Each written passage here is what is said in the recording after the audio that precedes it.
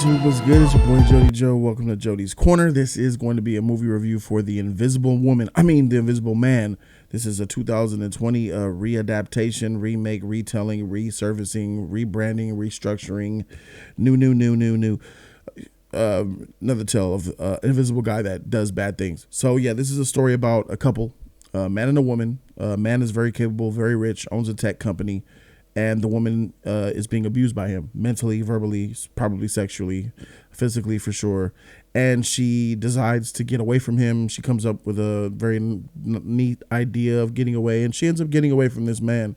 And this man's tech company is finally able to develop technology that makes him invisible. And the ruse was he killed himself, apparently, and used his death to stalk and prey on this woman and everybody that she loves. And that's the film. Spoiler free, by the way. So initially, I was hype around this movie. Blumhouse, you hear it, you're kind of like, hey, yeah, it's pretty good. I like Blumhouse.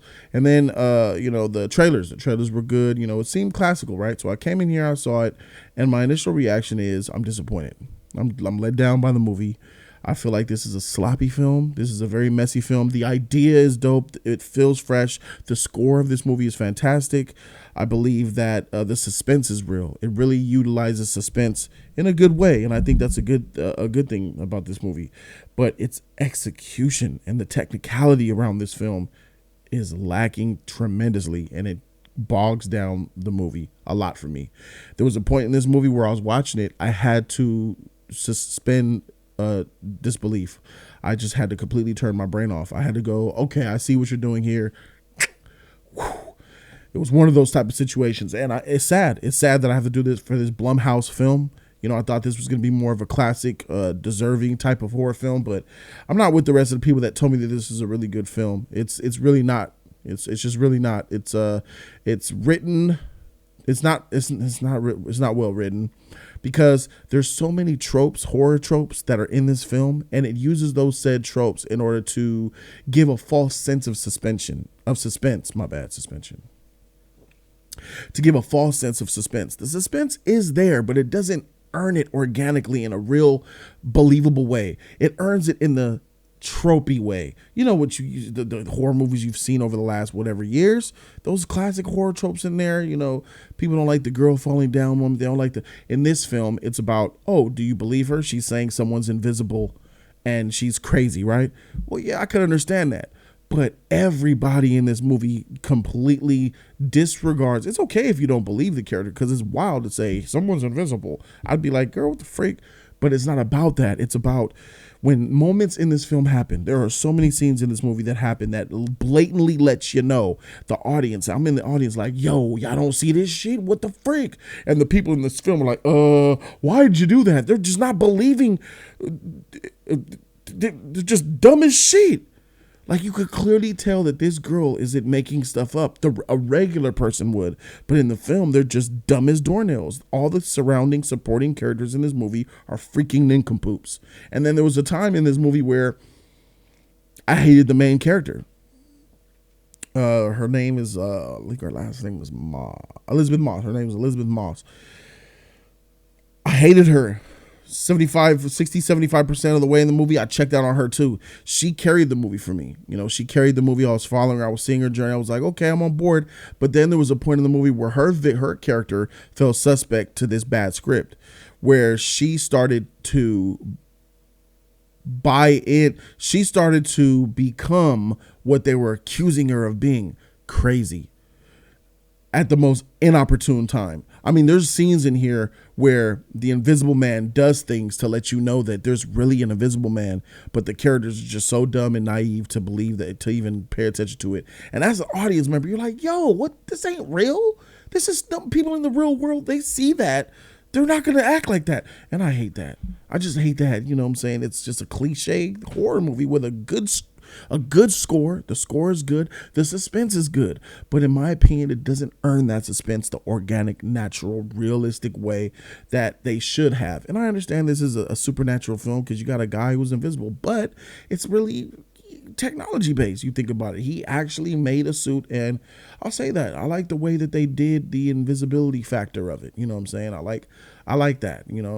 It's believable, believable enough in a film, but it was not believable as these freaking characters. And then her, the main character, like by the end of the film, I didn't care if she lived, died, was victorious, lost. I didn't care who the heck died, especially the side character. She has a sister in this film that helps her out. Her character is typical. I'm just dumb as doornails. I don't believe shit. Invisible. Yeah, really. You don't love me. I mean, an email, bro. Like a freaking. I'll save that for the spoiler review. Like, it is just incredibly easy to ruin this woman's life in this movie for the Invisible Man, and it shouldn't be that way. Yeah, you know what I'm saying? It's easy because you're invisible doing invisible things. But this man completely ruined her, wrecked her world because the script said he's going to do it, and made characters very stupid to fall suspect to his antics. And I didn't appreciate that. It was just annoying the freak out of me until I turned my brain off and I was like, all right, bring it. You know what I mean? So was I getting enjoyment out of this film? I was in like the first 30 minutes. I was. They built up something really good. I think the foundation and the structure of this movie is really done well. And it hooks you, it gets you, and then you're in it and you're invested. And then the antics start to happen. As soon as it started to do, the Invisible Man is starting to do things, and Stalker, it got so dumb. There was a scene where she could have legitimately killed him. And because the direction is so bad in this movie at times, she just doesn't. And you're left wondering what the heck happened. I mean, technically, this is, like I told you, this is sloppy. It's technically and terribly executed. Idea, I get it. Good. Execution, fail. Like, there's a scene where it's raining outside, and on one particular part of this scene, there's only rain in the background. There's no rain in the shot, because you want to get the shot, and it's just lazily done. Like, you could put that in post or freaking something. Like, you're in an outside wide open parking lot, and in this one particular scene, there's like no rain, and then everywhere else behind there's rain. I mean, god dang. So it's just technicalities really mean a lot when you're dealing with something like this. You know what I'm saying? There's a lot of moments where when I was watching it, I was like, eye roll. There was eye roll moments. I remember doing that a few times in the theater. I even was vocal about it. I'm like, oh my God, freak. Like, it was one of those type of films. That's what this is. This is a huff and puff, smack your mouth. Oh my God, eye roll film. Script, no. Acting performances, heck no, because no one acts like this in real life. I mean, I had Elizabeth Moss. Elizabeth Moss did a good job for the first half of the film. Second half of the film, she really let it down because she became a dumb character. Even her great acting ability, and she's darn good if you've seen The Handmaid's Tale. She's a really good actress, but she fell suspect to this bad script and this terrible execution. She fell suspect to it, and there was no redeemable character in this film for me at the end. The shining qualities of this movie are enough for most horror fans. Believe me, it is, because, you know, there's some really bad horror movies out there that horror fans just love because they're fans of the genre. And all you horror fans, most of you will like The Invisible Man. Most of you will probably love it because it has those tropes that scratch the horror fans' itch. What does it have? Has a great suspenseful score. It has a good lead actress, at least in the first half, in my opinion. And then it has suspense. And the suspense is really, really good. At times where it's really good. And a couple of jump scares in there. People like them. They don't. You know, it's a flip coin with that. But it definitely feels eerie. There's moments where it feels eerie. And I appreciate that. And I know that other horror fans appreciate that. But where I draw the line is that I'm not a horror fan. I'm a freaking film critic. I'm a movie watcher. I'm a movie lover.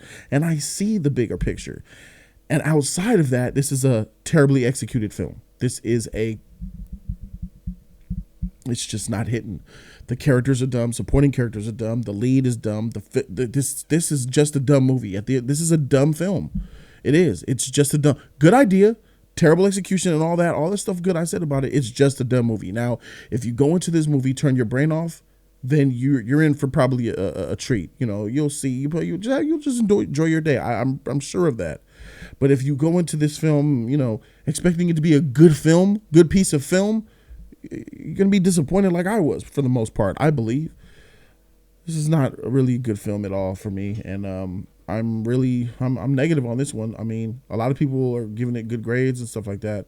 A lot of people who said Jody is really good, and you know, as a horror film, it probably is. But for me, it just doesn't tickle my itch, and for that, I got to give it a C. Mediocre. This film is mediocre. Just another mediocre horror film that's come and gone.